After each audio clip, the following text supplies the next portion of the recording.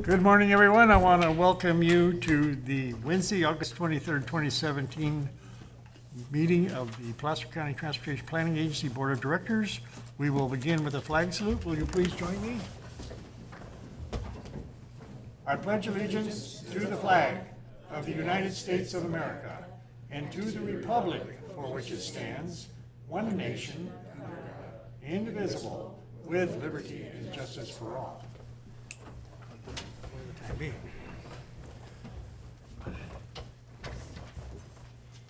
Would the clerk be kind enough to call the roll? Baker. Here. Broadway. Here.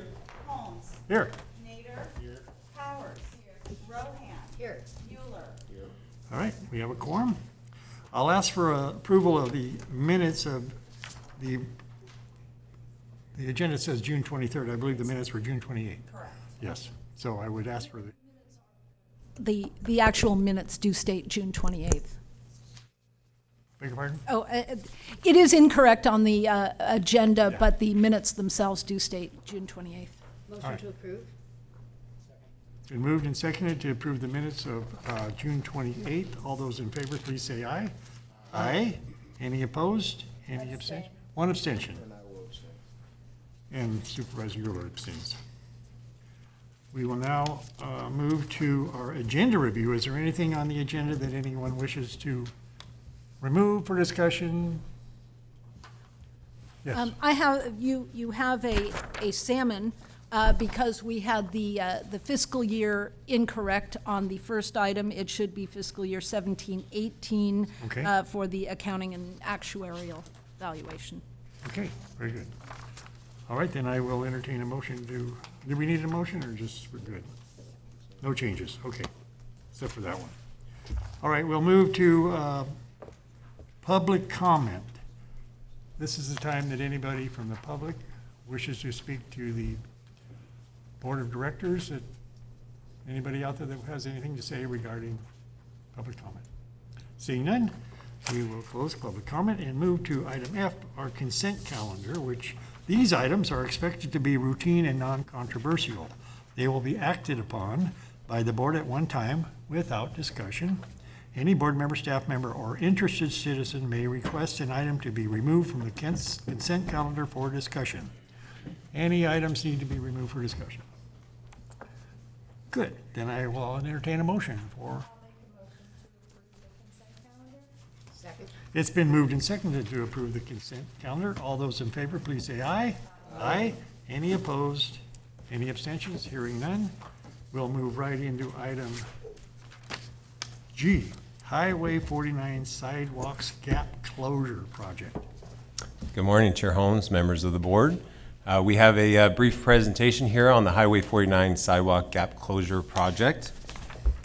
The project here extends on Highway 49 from Interstate 80 up to Dry Creek Road. That's approximately 4 miles. And staff has coordinated with the City of Auburn and also the County of Placer, and it's been determined that PCTPA is going to take the lead on this project given its regional nature and also our ongoing relationship with Caltrans. So the action before the board is to, 1, designate PCTPA as the lead agency for the project, and number 2 is to authorize staff to move forward with both environmental and design phases for the project. The main goal of the project is going to be to provide continuous sidewalks along Highway 49, and that'd be all the way from Interstate 80 to Dry Creek Road. And depending on funding, we could provide continuous sidewalks on one side, or if we get enough funding, we'll provide continuous sidewalks on both sides of Highway 49. And the preliminary cost estimate is between $6 million and $14 million. PCTPA staff will organize a project development team that will include the City of Auburn and Placer County staff and Caltrans staff.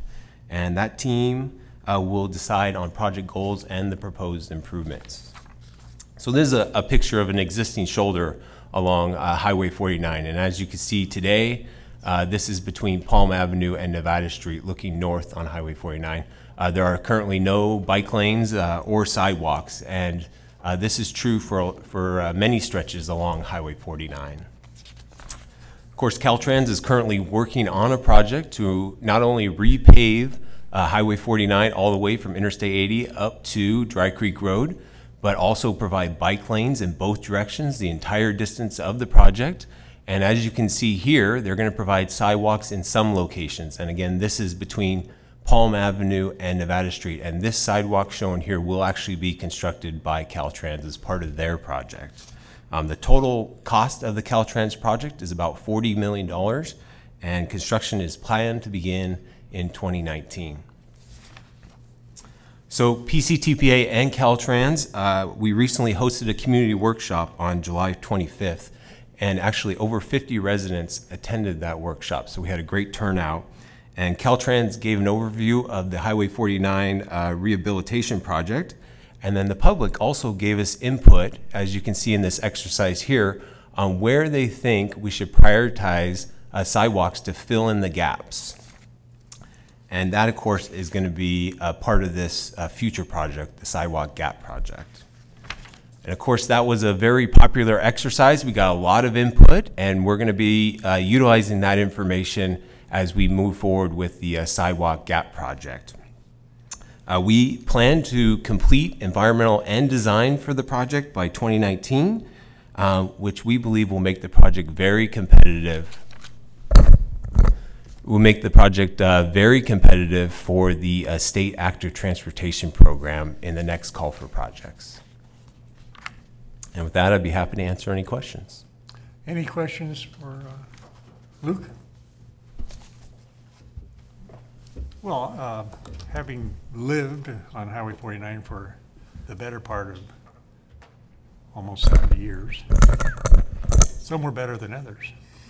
It was a, you know, I just remember when it was just a 2-lane highway with dirt paths along, and I gotta go into ancient history. Sorry, Kurt.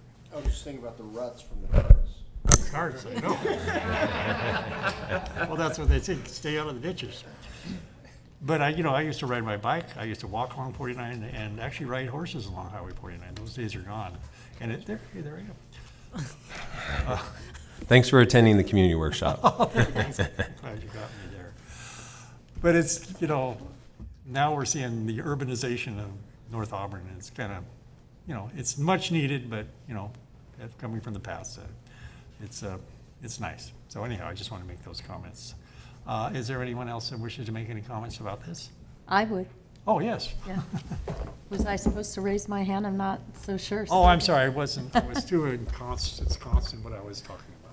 I just want to say thank you for making this a priority. As Celia knows, I've talked about this often on how important it is so we can reduce people walking on the sides of the highway and riding their bikes where it's more dangerous. So thank you very much for that. You talked about Nevada Street to Palm Avenue for a sidewalk. It's on one side only, right? It is actually and so just to be clear, this is what Caltrans is moving forward with. The sidewalk gap closure project would consider the other side. Okay, and that's what you're working on. And that's the project that would kick off. I mean, it would look to provide continuous sidewalks on both sides, but as you saw, the cost estimate is between $6 million and $14 million. So it's going to all depend on how much other funding we can get. Right. And then over by Bel Air Shopping Center, they're doing a sidewalk now, and that's a meandering sidewalk. Has that been, is it just a straight sidewalk on this side, or have they talked about trying to make those match? So that's actually what the project development team will do. City of Auburn staff will be there, County of Placer staff will be there, along with Caltrans and PCTPA, and that's what we'll do. We'll walk through and figure out where does it make sense to put sidewalks based on the funding we have, and what type of sidewalks we put in. And so that'll be over the next 2 years, going through the environmental and design phase. And of course, public will have input also. Great, thank you. Yep. Any other questions? Anyone in the audience? All right, let's take some action. Director Powers, would you like to make a motion, since this is a nice project for the, I would move approval of the authorization to designate PCTPA's lead agency, as well as the execution or allowing the executive director to sign all necessary agreements. Second. Okay, it's been moved and seconded to move the item. All those in favor, please say aye. Aye. Any opposed? Any abstentions? Hearing none, thank you. We'll move to item H, I-80 State Route 65 Interchange Improvement Project, Phase 1. I have this item also. We're just waiting for the present. There it is. Okay. So we're very excited because today we get to talk about construction, and we've been working on environmental and design for quite a while on this project. But I do want to go a little history here. Actually, the PCTPA board actually started the ball rolling back in 2008 when we came up with the I-80 corridor plan, and that not only funded, fully funded the I-80 bottleneck project through Roseville at that time, but they had the foresight to fund pre-construction of the Interstate 80 State Route 65 interchange. And so we're now ready to begin construction to reconfigure the interchange, and we're going to give a presentation on the Phase 1 improvements. So the overall project that we've been working on for the last 6 years is actually going to reconfigure the interchange and add one additional lane to each of the 4 connectors between Interstate 80 and State Route 65. And the total cost of the overall interchange is $450 million. Caltrans completed the project study report in 2009, and PCTPA obtained both state and federal environmental clearance of the entire interchange in September of 2016. The project does include 4 construction phases, as you can imagine, with a $450 million project. Caltrans completed design of Phase 1 in June of this year, and the Phase 1 project will be constructed all within right-of-way, existing right-of-way. This is a photo actually taken back in 2013, and this is traffic heading north on Highway 65 in the evening near Galleria Boulevard, Stanford Ranch Road. And traffic is actually currently today backing up all the way from the Pleasant Grove Boulevard off-ramp all the way back onto Interstate 80 in both the eastbound and westbound directions. And this is a photo from 2013 also that's looking east on Interstate 80 from the Roseville Parkway overcrossing towards Highway 65. So if you can just visualize for a second, and most of you have been out there, so you don't need to visualize it too much, but basically traffic is backing up from the Pleasant Grove Boulevard off-ramp all the way down 65, around the loop that we all love, and back onto Interstate 80, and then all the way down Interstate 80 to Eureka Road. That's 3 miles of traffic that's backing up. And that's actually causing a lot of safety issues also, as we've had 13 fatalities over a 6-year period. So in 2012, the board actually directed staff to include northbound State Route 65 as part of the first phase of the 8065 interchange improvements. And as shown here, Phase 1 of the interchange is going to include building an auxiliary lane from where the westbound I-80 ramp connects with 65 all the way up to the Galleria Boulevard, Stanford Ranch Road interchange. We're going to be doing a lot of improvements to the northbound ramps at the Galleria Boulevard, Stanford Ranch interchange and the southbound on-ramp. And then we're going to be building a 3rd general purpose lane from the 65 viaduct, which goes over Taylor Road and Union Pacific Railroad. From that location, that 3rd general purpose lane will go all the way up to the Pleasant Grove Boulevard off-ramp. And so last week we actually got several California Transportation Commission votes, and this project is actually fully funded now. And the total cost is $50 million. So we're very excited to be moving forward, and we have a lot of project partners. As you can see, Caltrans there is contributing $29 million toward this project, and that's coming out of the SHOP program, the State Highway Operation and Protection Program. Caltrans has been a great project partner and bringing a lot of money to the table. PCTPA's contribution, you can see there, is $10 million, and of course that's from the earmark we got on the I-80 bottleneck project way back when, and those are savings that we're utilizing for this project. And then PCTPA was also able to recently secure $3.6 million from the Proposition 1B Freight Fund, and we're utilizing those savings on this project also. And then we have the Highway 65 Joint Powers Authority, and of course this is Placer County, City of Roseville, City of Rockland's impact fee program for interchanges along State Route 65, and they're contributing $6 million towards the improvements at the Galleria Boulevard, Stanford Ranch Road interchange. And then finally, Sparta is contributing $1.7 million towards this phase 1 out of the Regional Impact Fee Program. And if I might add, that number actually dropped. That originally was going to be $3 million, but because we were able to secure that Trade Corridor Improvement Fund or that Prop 1B Freight Fund grant, we were able to drop the Sparta share. Good. Yeah, that's great, yeah. So this really has been a true partnership, and I do want to express thank you to all the agencies that have been involved. And of course, our consultants and Caltrans did a lot of work. And actually, Lauren Proctor from CH2M Hill is in the audience here. And I just want to say she did a phenomenal job helping move this project forward. Thank you. Okay, so let's talk about construction here. Now that we have full funding, Caltrans is going to list the phase 1 project for bidding by contractors. If we receive reasonable bids, which we're hopeful for, then the project will be awarded to begin construction. Caltrans will be overseeing the contractor that's constructing the project. And just to give you an idea of the size of this project, you can see the columns here of the existing viaduct that's between Interstate 80 and Galleria Boulevard, Stanford Ranch Road. Those columns are 60 feet in the air. And on that northbound viaduct, we're going to be widening to the outside 30 feet. And so we're going to construct 12 new columns right next to the existing ones.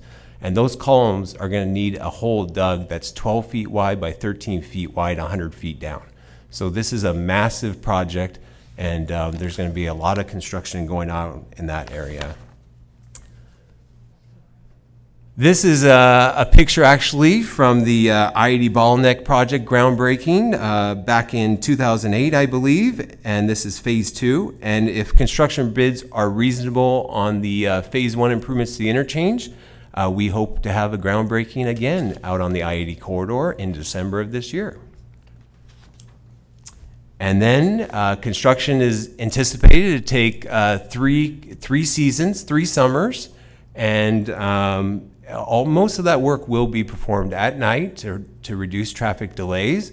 But if all goes well, we hope to have another ribbon cutting in 2020. And with that, I'd be happy to answer any questions. Any questions, comments for staff? Well, they'll, Down there. You're right here. There you go.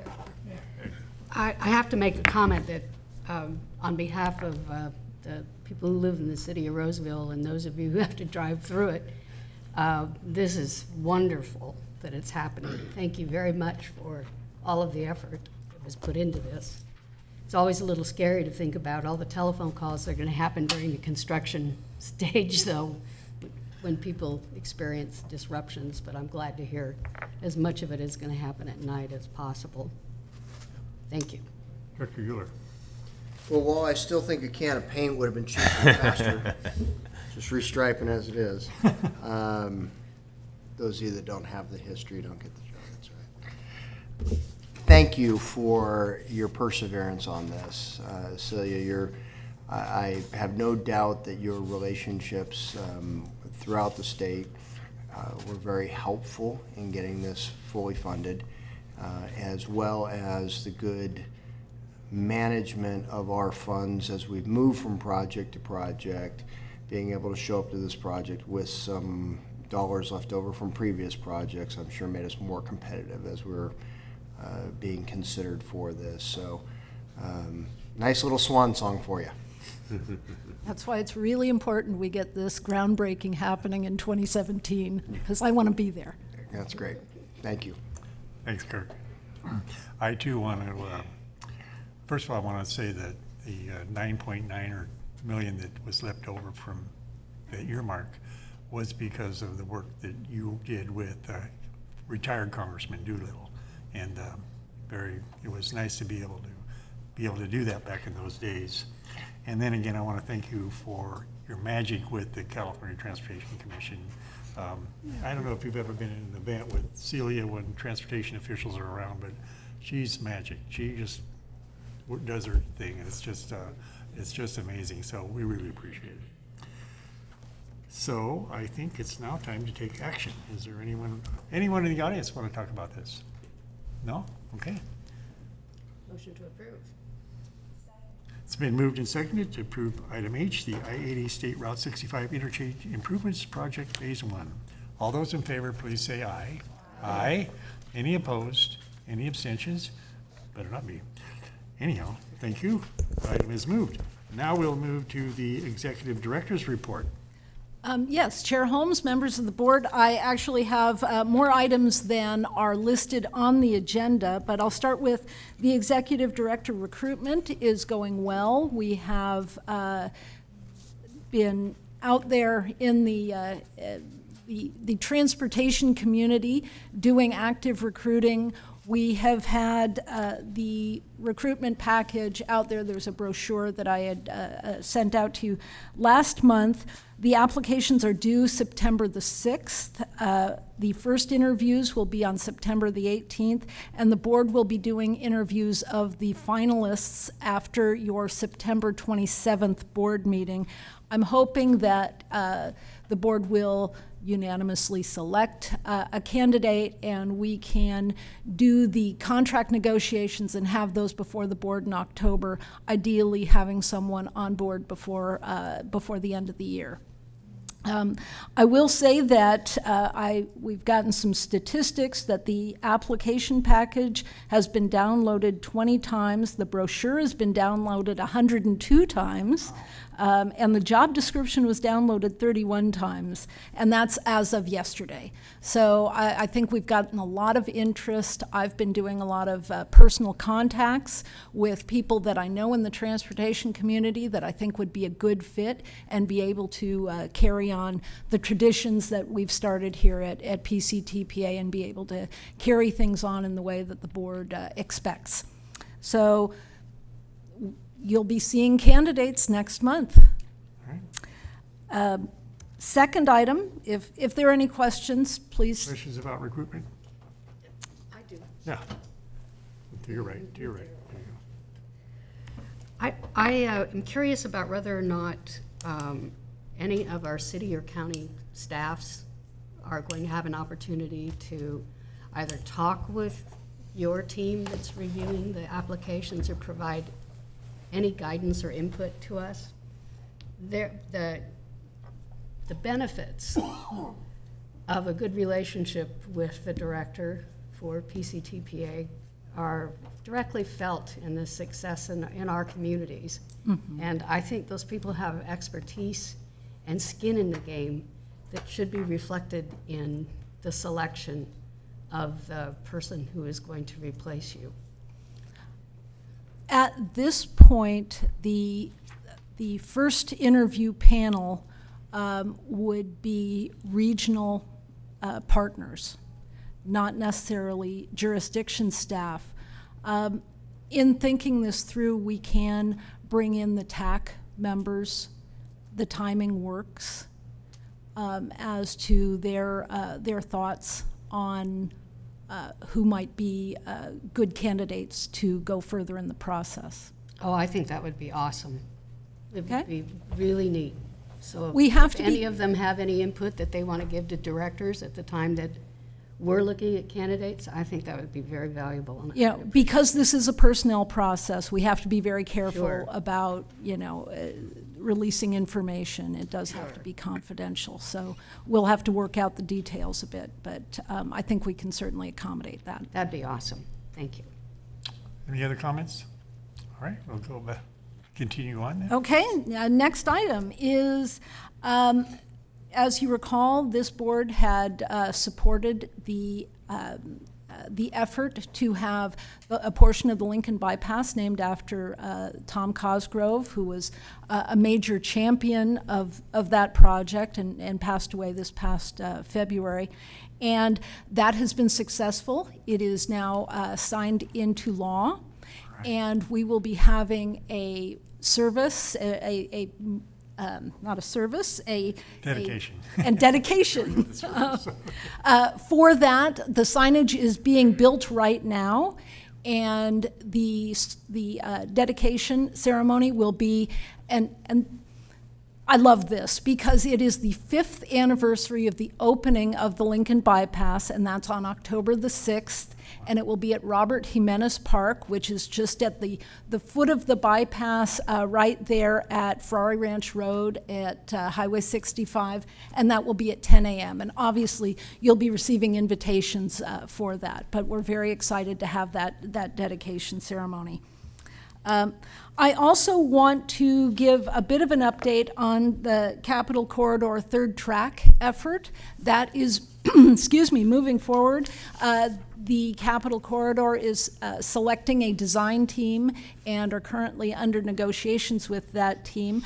But I did prepare an information sheet for you because there's been some discussion that there isn't enough awareness about the benefits and the impact of this project. Essentially, this will add a third passenger rail track between Roseville and Sacramento, and the first phase is fully funded and is undergoing design. We expect it will be starting construction in 2019.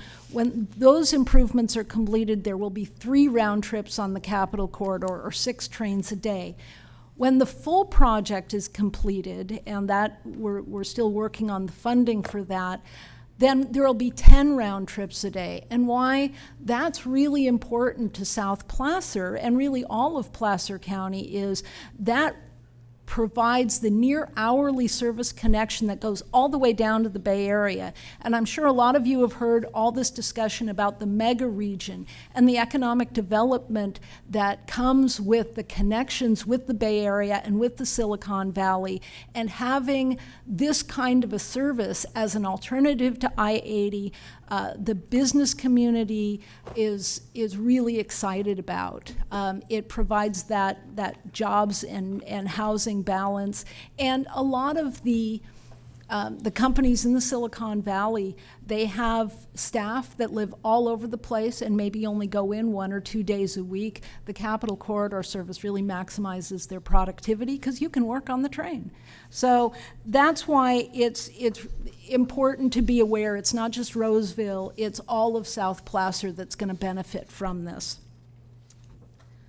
Okay, so you have an information sheet if you want to share that with the community. We have more. Okay, then moving on, I also wanted to talk about the transportation sales tax and update on that. As you know, we've been pursuing an idea of districting the county, and that of course needs state legislation.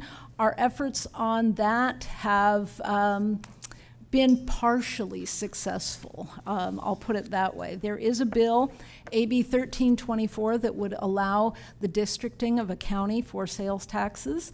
Unfortunately, it stalled in the legislature because of issues that really have nothing to do with us. It has to do with some of the issues down in San Diego County and the San Diego Association of Governments. There's some competing bills that are going on with their governance issues, and this kind of got caught up in that. So it is a 2-year bill. We believe that it will be successful in 2018, but that really leaves the 2018 election as being not really feasible under a districting proposal. So that means looking towards 2020. I would add that we do have a consultant team on board, and we are regrouping our strategy now that we know that this districting effort is not going to happen this year, and they'll be doing a presentation to the board on that work plan at your next meeting in September. So that's an update on that. And then I also wanted to mention, for those of you who are not members of the SPARTA board, that there's some exciting items on the SPARTA board agenda. And one item that they will be considering is allocating funds to do the design on Highway 65 widening. Now, this is a project funded through SPARTA. It's not fully funded through SPARTA, but in any case, by allocating the funds for design, we expect it would be shelf-ready should there be a transportation sales tax on the ballot in 2020 and be able to hit the ground running on that project. And fortunately, the funds in the Sparta coffers are coming in a little better than they were for the last few years, so that allows for that. So that's being considered by the Sparta board. Also, there is a consideration.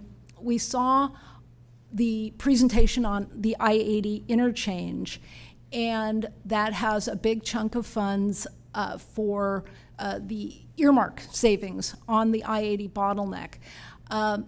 There is an opportunity with Caltrans to do the improvements on I-80, the so-called auxiliary lane project. And that is, if you recall, in the westbound direction on I-80, it would add a 5th lane. Essentially, it's an auxiliary lane that instead of having that lane drop off as you're going westbound, that drops off at Douglas right now, it would extend all the way into Sacramento County. So that's one part of the project. The other part of the project is eastbound. As you're coming off of 65, going towards the east, there's that double merge. It would extend one of those lanes to become an off-ramp at Rockland Road. So we call it the auxiliary lanes. It's a package project. In discussions with Caltrans, there is an opportunity that if we pay for the design of that project, that they will work to find the money to construct the project. So that's an opportunity that we are going to ask the Sparta board about, because that would involve adding more money to the I-80 interchange and then removing money that is the earmark, because the auxiliary lanes are not part of the Sparta expenditure plan. So we can't use Sparta money directly on that, but the earmark savings can be used. So it's moving some money around, but the bottom line is we're moving forward on yet another project that we have some serious hope, even expectation, of being able to construct in the near future. So that concludes my report. Any questions? Yeah, my question, Mr. Chair. The eastbound lane heading up to Rockland Road, will the design of that take into consideration anything that might be done with the intersection of the off-ramp at Rockland Road? Because I'm afraid that's really the cause of the problem right now. We have traffic backing up well onto Interstate 80 past that off-ramp lane that exists right now. And while it would be nice to have the additional lane capacity and not have that 4th lane merge down to the 3rd lane, have that continue on the way through, unless we solve that problem right there at Rockland Road, you're just going to be backing up onto the 4th lane. So are we looking at anything that might, and I think it really happens just prior to 8 o'clock when Sierra College's classes kick in, because when I drove past yesterday, it was well back, and it was at about 7:45 when I went past there. Do you want to handle that? Sure. Yeah, August and January are not a fun time on eastbound Interstate 80 because Sierra College gets into the session. But, you know, what we basically got environmental approval is to widen that off-ramp to 2 lanes, but we actually stayed away from that intersection because there's a separate project, the I-80 Rockland Road interchange, that's, you know, been worked through the city of Rockland, and that's really where that will be handled. I know Sierra College also is planning some improvements along Rockland Road, and so that's really kind of a city of Rockland project. I will add, there is funding in the Sparta fee program. There is $10 million towards the interchange improvements, but at this point, the city of Rockland has not approached us about any funding. So would this project then add any queuing capacity that helps shorten the length of that backup? The off-ramp will be widened, so it'll be a 2-lane off-ramp instead of a 1-lane off-ramp, which will provide more storage. Okay, thank you. Any other? Yes. Yeah. I'd like to go back to the work program discussion that's going to come forward to us. Will that include the kind of work that might need to be done on AB 1324? Or is that the bill where there were issues with the Board of Equalization?